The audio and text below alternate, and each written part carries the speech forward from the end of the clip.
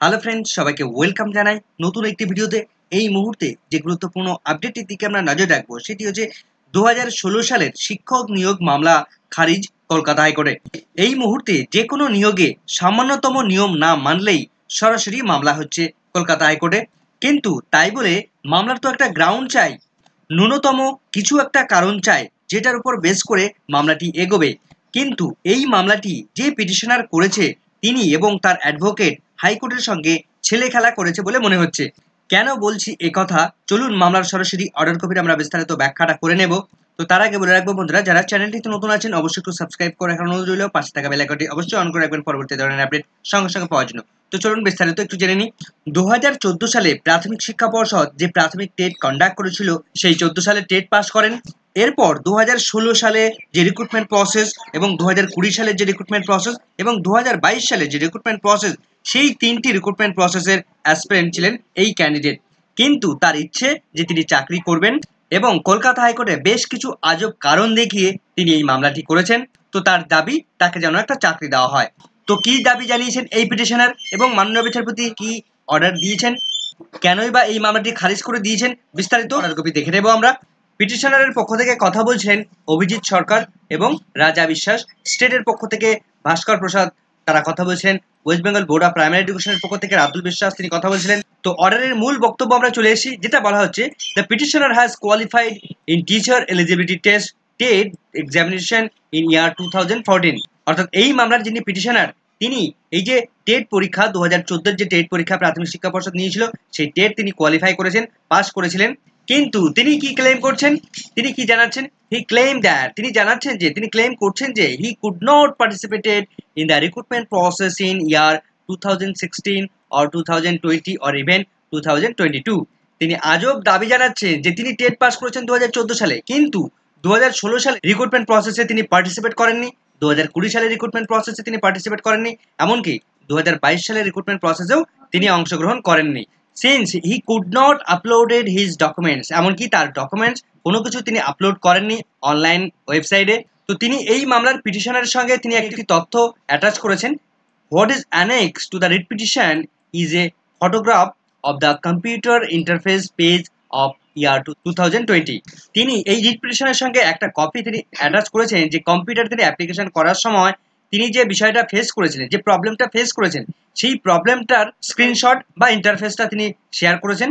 অর্থাৎ 2016 সালের recruitment process এবং 20 সাল এবং 2022 সালে এই তিনটি রিক্রুটমেন্ট প্রসেসে তিনি একই ফেস করেন, তিনি একই রকম প্রবলেম ফেস করেন। অর্থাৎ তিনি যখন অনলাইনে অ্যাপ্লাই করতে যান তখন কোনো একটা প্রবলেম তার এসেছিল, তার ফলে তিনি অ্যাপ্লাই করতে পারেননি। তো তার ফলে তিনি কিন্তু অ্যাপ্লাই করতে না পারার ফলে তিনি কিন্তু মামলা করছেন কলকাতা হাইকোর্টে। The delay in approaching the court after 2020 is not explain.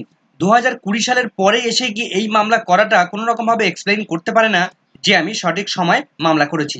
তো তিনি মামলা করতে অনেকটা দেরি করে ফেলেছেন। The petitioner however claims that, petitioner তিনি ক্লেম করেছেন, তিনি জানিয়েছেন he also face a similar problem, তিনি একই রকম প্রবলেম ফেস করেছেন, একই রকম সমস্যার মধ্যে পড়েছিলেন while applying for the recruitment process held in 2022। 2022 যে রিক্রুটমেন্ট প্রসেস প্রাথমিক শিক্ষা পর্ষদ করেছে, সেই রিক্রুটমেন্ট প্রসেসে তিনি অ্যাপ্লাই করার সময়ও ঠিক একই রকম প্রবলেম তিনি ফেস করেছেন। অর্থাৎ তিনি এই রিক্রুটমেন্ট প্রসেসেও তিনি অ্যাপ্লাই করতে পারেননি। Even অ্যাজুমিং the same is correct, যদি পিটিশনের সেই দাবি যদি সঠিক বলে অ্যাজুম করে নেওয়া হয় বা ধরে নেওয়া হয়, the delay of 2 years in approaching court is fatal to the claim of writ petitioner। পিটিশনারের দাবি যদি সঠিক বলে মনে করতেন, তাহলে তিনি 2 বছর পরে, 2 বছরেরও বেশি সময় পরে এসে গিয়ে তিনি কেন মামলা করছেন, তিনি তার মধ্যে মামলা করতে পারতেন। Since the petitioner admitted that, petitioner একটা বিষয় যেটা স্বীকার করে নিয়েছেন, he could not participate in the year 2016 itself. Petitioner তিনি দাবি জানিয়েছেন যে 2016 সালের রিক্রুটমেন্ট প্রসেসে তিনি পার্টিসিপেট করতে পারেননি বা পার্টিসিপেট করেননি। He should have approach this court immediately thereafter, তার দীর্ঘ সময় পরে গিয়ে তিনি কোর্টের কাছে অ্যাপ্রোচ করেছেন, কোর্টের কাছে মামলা করেছেন। The filing of the writ petition in the year 2024 for a grievance that across that arose in the year 2016 would render any relief barred by inordinate delay and laches. যে রিক্রুটমেন্ট প্রসেসটা 2016 সালে শুরু হয়েছিল, তখন তিনি যখন অ্যাপ্লাই করতে পারেননি, তারপরে এসে কেন মামলা করেননি কলকাতা হাইকোর্টে? তারপর তিনি 2020 সালে যখন আবার অ্যাপ্লাই করতে পারলেন, তখনও তিনি কেন মামলা করেননি? এমনকি 2022 সালে যখন অ্যাপ্লাই করতে পারলেন না, তারপরেও তিনি কেন মামলা করেননি? তিনি 2024 সালে এসে গিয়ে কেন এই মামলা করছেন? তো এই মামলা করতে তিনি যথেষ্ট দেরি করে ফেলেছেন, যথেষ্ট ডিলে হয়েছে তার ফলে এই মামলাটি কোনো রকম ভাবে মাননীয় বিচারপতি গ্রহণ করলেন না। In view of the above, no relief can be granted to the petitioner in this writ petition. এই রিট পিটিশনের মধ্য দিয়ে পিটিশনারকে কোনো রকম ভাবেই রিলিফ দিতে পারলেন না, বা পিটিশনারকে এই নিয়োগ প্রসেসে অংশগ্রহণ করার কোনো সুযোগ দিতে পারলেন না, কেননা অনেকটা তিনি ডিলে করে ফেলেছেন। The instant writ petition must fail and is hereby dismissed. এই রিট পিটিশন ফাইলটা তিনি সরাসরি তার যে গ্রেভেন্স, সেই গ্রেভেন্সকে তিনি প্রকাশ করতে ফেল হয়েছে এবং সঙ্গে সঙ্গে এই মামলাটি সরাসরি ডিসমিস করে দিলেন মাননীয় বিচারপতি। তো মাননীয় বিচারপতি রাজেশেখর মান্থা তিনি কিন্তু গুরুত্বপূর্ণ নির্দেশ প্রদান করেছেন। এই মামলার যিনি পিটিশনার, তিনি অনেক আগেই 2016 সালে রিক্রুটমেন্ট প্রসেসে পার্টিসিপেট করতে যখন পারেননি, অ্যাপ্লাই করতে পারেননি, তারপরে যদি তিনি কলকাতা হাইকোর্টে মামলা করতেন, তাহলে অ্যাপ্লাই করার সুযোগ দেওয়ার অর্ডার দিতে পারতেন।